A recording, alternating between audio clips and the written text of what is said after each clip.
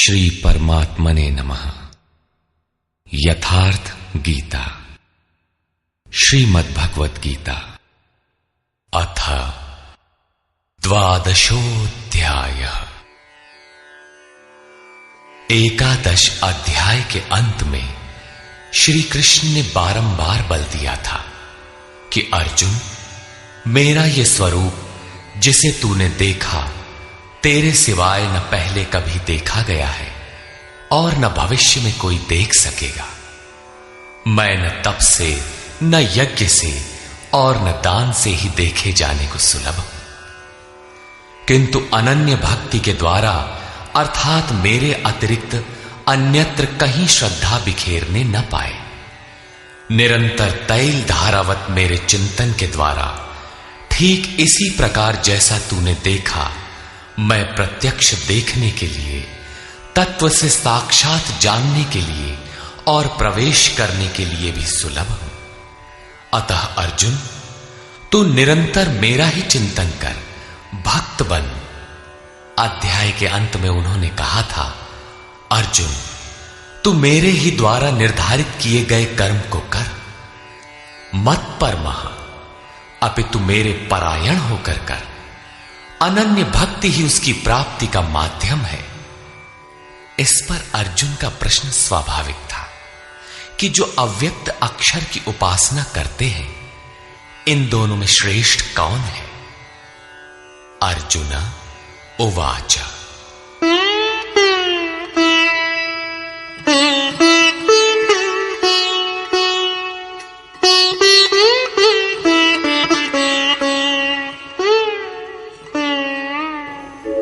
एवं सततयुक्ता ये भक्तास्त्वां पर्युपासते, ये चाप्यक्षरमव्यक्तम् तेषां के योगवित्तमाः।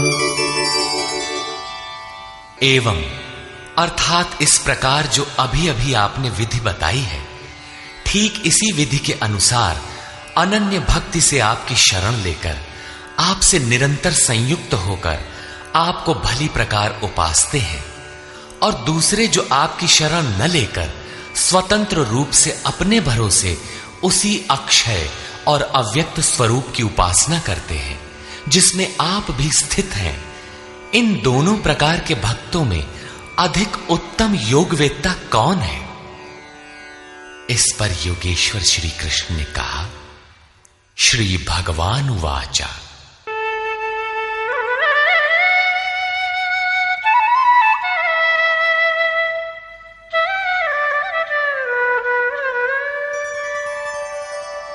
मय्यावेश्य मनो ये मां नित्ययुक्ता उपासते, श्रद्धया परयोपेता ते मे युक्ततमा मता। अर्जुन, मुझ में मन को एकाग्र करके निरंतर मुझसे संयुक्त हुए जो भक्तजन परम से संबंध रखने वाली श्रेष्ठ श्रद्धा से युक्त होकर मुझे भजते हैं, वे मुझे योगियों में भी अति उत्तम योगी मान्य हैं। ये त्वक्षरमनिर्देश्यम् अव्यक्तं पर्युपासते, सर्वत्र गमचिन्त्यं च कूटस्थमचलं ध्रुवम्, संयम्येन्द्रियग्रामं सर्वत्र समबुद्धयः ते प्राप्नुवन्ति मामेव सर्वभूतहिते रताः। जो पुरुष इंद्रियों के समुदाय को भली प्रकार संयत करके मन बुद्धि के चिंतन से अत्यंत परे सर्वव्यापी अकथनीय स्वरूप सदा एक रस रहने वाले नित्य अचल अव्यक्त आकार रहित और अविनाशी ब्रह्म की उपासना करते हैं, संपूर्ण भूतों के हित में लगे हुए और सब में समान भाव वाले वे योगी भी मुझे ही प्राप्त होते हैं। ब्रह्म के उपर्युक्त विशेषण मुझसे भिन्न नहीं है, किंतु क्लेशोऽधिकतरस्तेषाम् अव्यक्तासक्तचेतसाम् अव्यक्ता हि गतिर्दुःखम् देहवद्भिरवाप्यते। उन अव्यक्त परमात्मा में आसक्त हुए चित्त वाले पुरुषों के साधन में क्लेश विशेष है, क्योंकि देहाभिमानियों से अव्यक्त विषयक गति दुखपूर्वक प्राप्त की जाती है। जब तक देह का भान है तब तक अव्यक्त की प्राप्ति दुष्कर है। योगेश्वर श्री कृष्ण सद्गुरु थे। अव्यक्त परमात्मा उनमें व्यक्त था।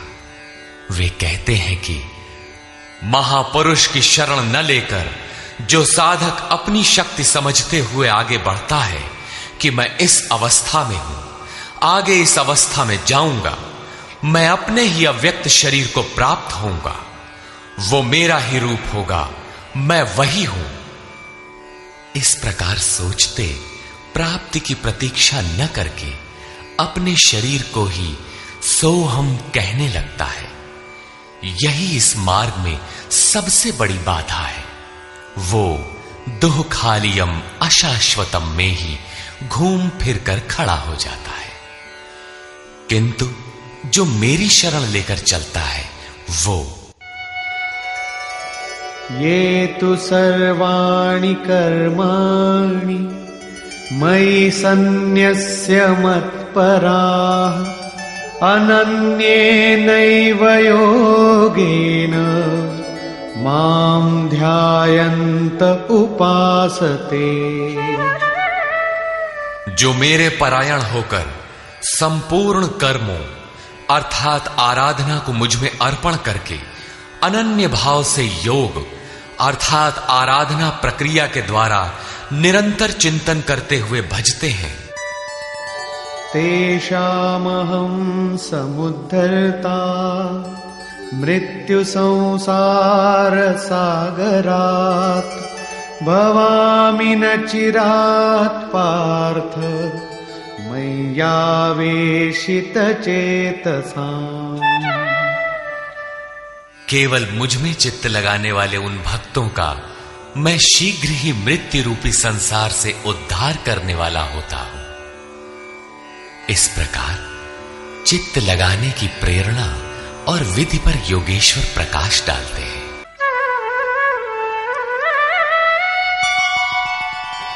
मय्येव मन आधत्स्व मयि बुद्धिं निवेशय निवसिष्यसि मय्येव अत ऊर्ध्वं न संशयः। इसलिए अर्जुन, तू मुझ में मन लगा, मुझ में ही बुद्धि लगा। इसके उपरांत तू मुझ में ही निवास करेगा, इसमें कुछ भी संशय नहीं है। मन और बुद्धि भी न लगा सके तब, जैसा अर्जुन ने पीछे कहा भी था कि मन को रोकना तो मैं वायु की तरह दुष्कर समझता हूं। इस पर योगेश्वर श्री कृष्ण कहते हैं,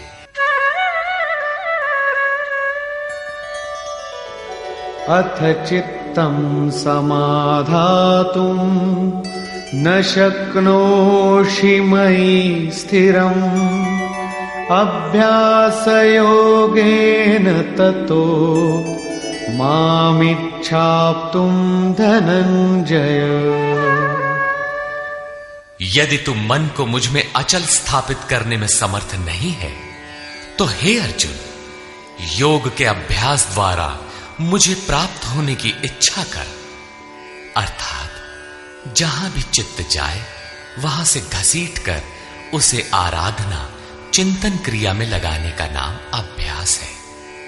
यदि ये भी न कर पाए तो अभ्यासेऽप्यसमर्थोऽसि मत्कर्म परमो भव मदर्थमपि कर्माणि कुर्वन् सिद्धिमवाप्स्यसि। यदि तू अभ्यास में भी असमर्थ है तो केवल मेरे लिए कर्म कर, अर्थात आराधना करने में तत्पर हो जा। इस प्रकार मेरी प्राप्ति के लिए कर्मों को करता हुआ तू मेरी प्राप्ति रूपी सिद्धि को ही प्राप्त होगा। अर्थात अभ्यास भी पार न लगे तो साधन पथ में लगे भर रहो। अथैतदप्यशक्तोऽसि कर्तुं मद्योगमाश्रितः सर्वकर्मफलत्यागं ततः कुरु यतात्मवान्। यदि इसे भी करने में असमर्थ हो तो संपूर्ण कर्म के फल का त्याग कर, अर्थात लाभ हानि की चिंता छोड़कर मद्योग के आश्रित होकर, अर्थात समर्पण के साथ आत्मवान महापुरुष की शरण में जाओ। उनसे प्रेरित होकर कर्म स्वतः होने लगेगा। समर्पण के साथ कर्म फल के त्याग का महत्व बताते हुए योगेश्वर श्री कृष्ण कहते हैं, श्रेयो हि ज्ञानमभ्यासाच् ज्ञानाध्यानं विशिष्यते ध्यानात् कर्मफलत्यागः त्यागात् शान्तिरनन्तरम्। केवल चित्त को रोकने के अभ्यास से ज्ञान मार्ग से कर्म में प्रवृत्त होना श्रेष्ठ है।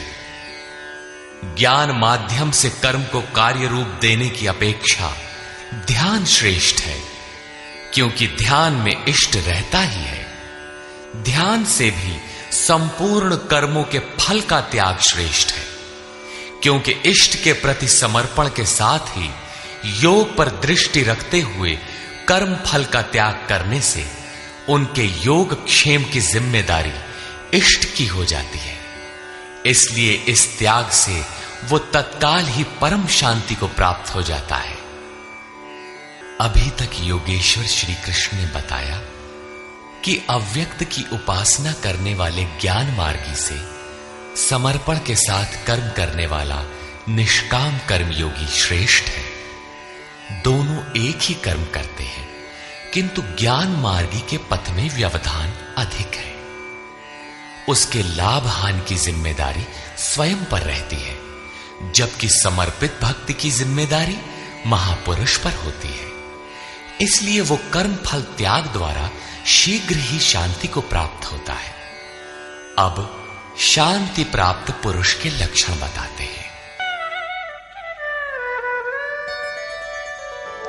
अद्वेष्टा सर्वभूतानां मैत्रः करुण एव च निर्ममो निरहंकारः समदुःख सुख क्षमी। इस प्रकार शांति को प्राप्त हुआ जो पुरुष सब भूतों में द्वेष भाव से रहित, सबका प्रेमी और हेतु रहित दयालु है, और जो ममता से रहित, अहंकार से रहित, सुख दुख की प्राप्ति में सम तथा क्षमावान है।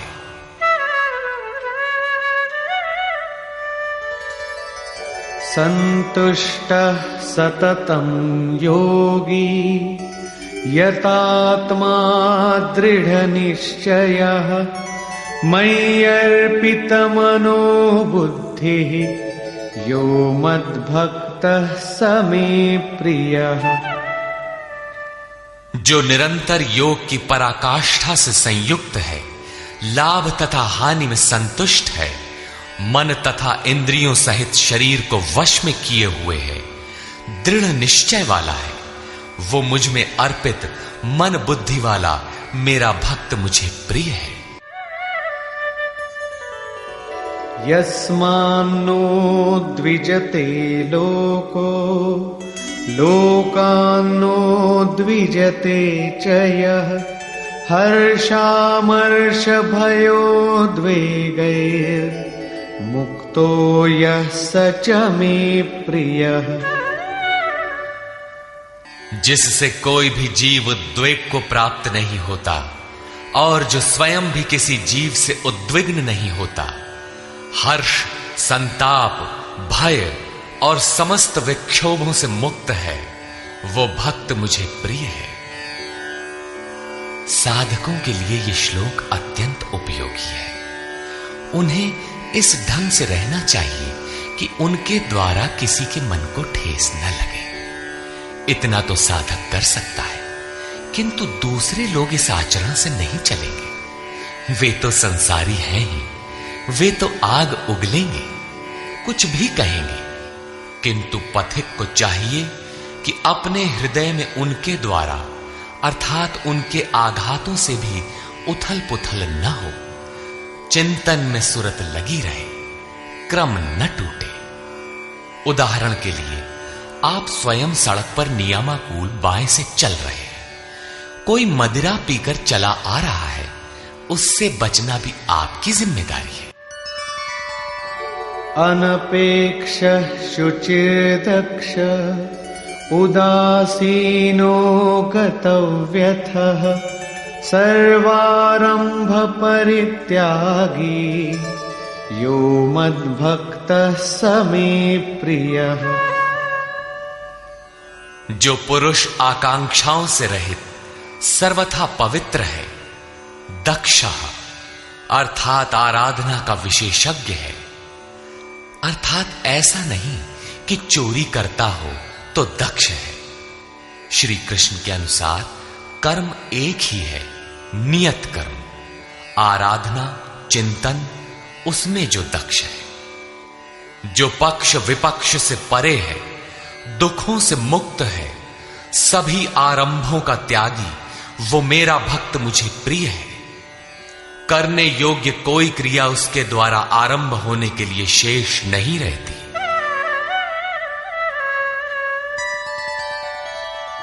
यो न हृष्यति न द्वेष्टि न शोचति न कांक्षति शुभाशुभ परित्यागी भक्तिमान्यः स मे प्रियः। जो न कभी हर्षित होता है, न द्वेष करता है, न शोक करता है, न कामना ही करता है, जो शुभ और अशुभ संपूर्ण कर्मों के फल का त्यागी है, जहां कोई शुभ विलग नहीं है, अशुभ शेष नहीं है, भक्ति की इस पराकाष्ठा से युक्त वो पुरुष मुझे प्रिय है। समः शत्रौ च मित्रे च तथा मानापमानयोः शीतोष्ण सुख दुःखेषु समः संग विवर्जितः। जो पुरुष शत्रु और मित्र में, मान तथा अपमान में सम है, जिसके अंतःकरण की वृत्तियां सर्वथा शांत हैं, जो सर्दी गर्मी सुख दुखादि द्वंद्वों में सम है और आसक्ति रहित है, तथा तुल्य निंदा स्तुतिर्मौनी संतुष्टो येन केनचित् अनिकेतः स्थिरमतिर् भक्तिमान् मे प्रियो नरः। जो निंदा तथा स्तुति को समान समझने वाला है, मननशीलता की चरम सीमा पर पहुंचकर जिसकी मन सहित इंद्रियां शांत हो चुकी है, जिस किसी प्रकार शरीर निर्वाह होने में जो सदैव संतुष्ट है, जो अपने निवास स्थान में ममता से रहित है, भक्ति की पराकाष्ठा पर पहुंचा हुआ वो स्थिर बुद्धि वाला पुरुष मुझे प्रिय है।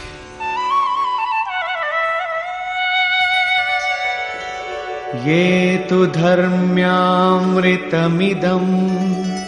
यथोक्तं पर्युपासते श्रद्धाना मत्परमा भक्तास्तेतीव मे प्रियाः। जो मेरे परायण हुए हार्दिक श्रद्धा युक्त पुरुष इस उपर्युक्त धर्ममय अमृत का भली प्रकार सेवन करते हैं, वे भक्त मुझे अतिशय प्रिय हैं। निष्कर्ष। गत अध्याय के अंत में योगेश्वर श्री कृष्ण ने कहा था कि अर्जुन, तेरे सिवाय न कोई पाया है न पा सकेगा जैसा तूने देखा, किंतु अनन्य भक्ति अथवा अनुराग से जो भजता है वो इसी प्रकार मुझे देख सकता है, तत्व के साथ मुझे जान सकता है और मुझ में प्रवेश भी पा सकता है। अर्थात परमात्मा ऐसी सत्ता है जिसको पाया जाता है। अतः अर्जुन, भक्त बन। अर्जुन ने इस अध्याय में प्रश्न किया कि भगवान, अनन्य भाव से जो आपका चिंतन करते हैं और दूसरे वे जो अक्षर अव्यक्त की उपासना करते हैं, इन दोनों में उत्तम योगवेदता कौन है? योगेश्वर श्री कृष्ण ने बताया कि दोनों मुझे ही प्राप्त होते हैं, क्योंकि मैं अव्यक्त स्वरूप हूं, किंतु जो इंद्रियों को वश में रखते हुए मन को सब ओर से समेटकर अव्यक्त परमात्मा में आसक्त हैं, उनके पथ में क्लेश विशेष है। जब तक देह का अध्यास अर्थात भान है, तब तक अव्यक्त स्वरूप की प्राप्ति दुखपूर्ण है, क्योंकि अव्यक्त स्वरूप तो चित्त के निरोध और विलय काल में मिलेगा। उसके पूर्व उसका शरीर ही बीच में बाधक बन जाता है। मैं हूं, मुझे पाना है कहते कहते अपने शरीर की ही ओर घूम जाता है। उसके लड़खड़ाने की अधिक संभावना है। अतः अर्जुन, तू संपूर्ण कर्मों को मुझ में अर्पण करके अनन्य भक्ति से मेरा चिंतन कर। जो मेरे परायण भक्तजन संपूर्ण कर्मों को मुझ में अर्पण करके मानव शरीरधारी मुझ सगुण योगी के रूप का ध्यान द्वारा तैल धारावत निरंतर चिंतन करते हैं, उनका मैं शीघ्र ही संसार सागर से उद्धार करने वाला हो जाता हूं। अतः भक्ति मार्ग श्रेष्ठ है। अर्जुन, मुझ में मन को लगा, मन न लगे तो भी लगाने का अभ्यास कर। जहां भी चित्त जाए पुनः घसीट कर उसका निरोध कर। यह भी करने में असमर्थ है तो तू कर्म कर। कर्म एक ही है, यज्ञार्थ कर्म। तू कार्यम कर्म करता भर जा, दूसरा न कर। उतना ही कर, पार लगे चाहे न लगे।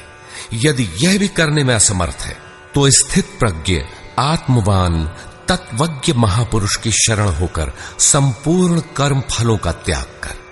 ऐसा त्याग करने से तू परम शांति को प्राप्त हो जाएगा।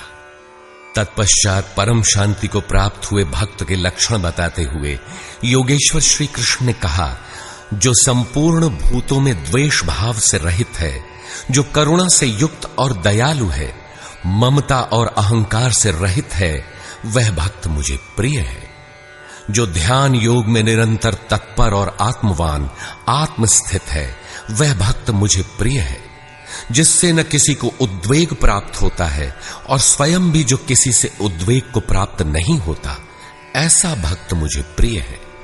जो शुद्ध है, दक्ष है, व्यथाओं से उपराम है, सर्वारंभों को त्याग कर जिसने पार पा लिया है, ऐसा भक्त मुझे प्रिय है।